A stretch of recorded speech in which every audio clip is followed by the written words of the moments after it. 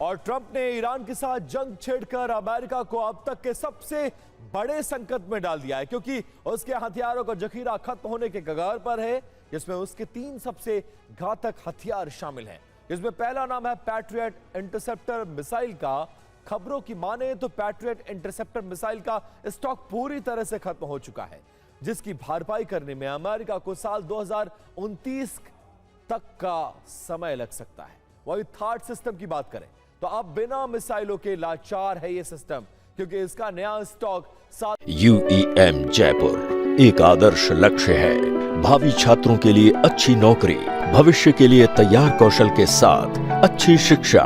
2029 के अंत से पहले तैयार होना नामुमकिन साबित हो रहा है, और लंबी दूरी तक मार करने वाले अमेरिका की सबसे मारक टॉम हॉक क्रूज मिसाइलों का जखीरा भी अब काफी हद तक खत्म हो गया है, और इसकी सेना में इसकी वापसी के लिए साल 2030 तक का लंबा इंतजार करना होगा। यानी अगर ईरान के साथ दोबारा जंग शुरू हुई तो फिर अमेरिका के लिए बड़ा संकट खड़ा हो सकता है।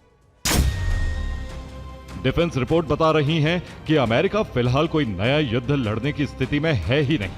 अगर अमेरिका लंबे समय तक पश्चिम एशिया में हथियार खर्च करता रहा तो चीन जैसे संभावित बड़े मोर्चे पर उसकी तैयारी प्रभावित हो सकती है। ईरान ने अमेरिका के 18 MQ-9 रीपर ड्रोन तबाह कर दी। इनकी कीमत है 5040 करोड़ रुपए। अमेरिका के 8 KC-135 एयरक्राफ्ट बर्बाद हो गए। इनकी कीमत है 2960 करोड़ रुपए। ट्रंप के 5 F-15 ढेर हो गए। इन चारों फाइटर जेट की कीमत 4175 करोड़ रुपए है। ईरान ने अमेरिका के एक F-35 लड़ाकू विमान को जला दिया। इसकी कीमत 1020 करोड़ रुपए है। अमेरिका के 2 F-16 का भी दहन हुआ। दोनों F-16 की कीमत 1300 करोड़ रुपए।